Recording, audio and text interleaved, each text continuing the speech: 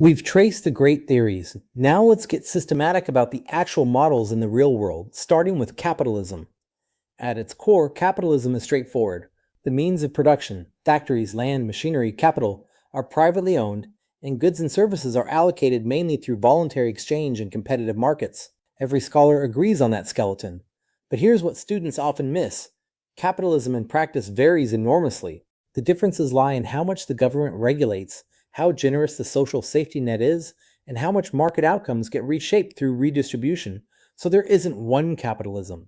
There are several. The purest version is laissez-faire, or free market capitalism. It says market outcomes should be left completely undisturbed by government. It rests on two pillars: a belief that economic liberty is valuable in itself, and a faith that free markets self-regulate and produce the best possible results when left alone. This tradition lives on in modern libertarian and classical liberal thought.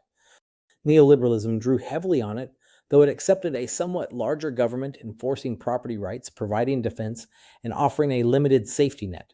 A second model is the social market economy, pioneered in West Germany after World War II and adapted across Scandinavia and Austria.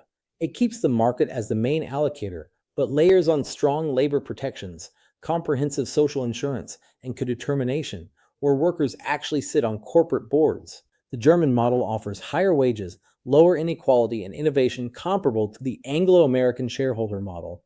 It's a genuine alternative, not just a watered-down version. The third model is state capitalism, where the government directs large shares of investment through state-owned enterprises, sovereign wealth funds, or strategic coordination of private capital. Japan, South Korea, Taiwan, Singapore, and above all China have all practiced versions of this.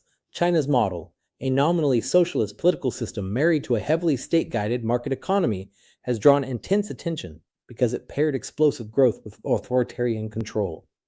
That combination challenged the comfortable 1990s assumption that economic freedom inevitably leads to political democracy. And here's where it gets interesting today. As of 2026, the lines between these models are blurring. The United States, under both the Biden and the second Trump administrations, has shifted toward industrial policy, direct government investment in semiconductors through the CHIPS Act, clean energy, and electric vehicles. That's a real departure from 40 years of neoliberal orthodoxy and a bipartisan admission that markets alone may not build the strategic capacity national security requires.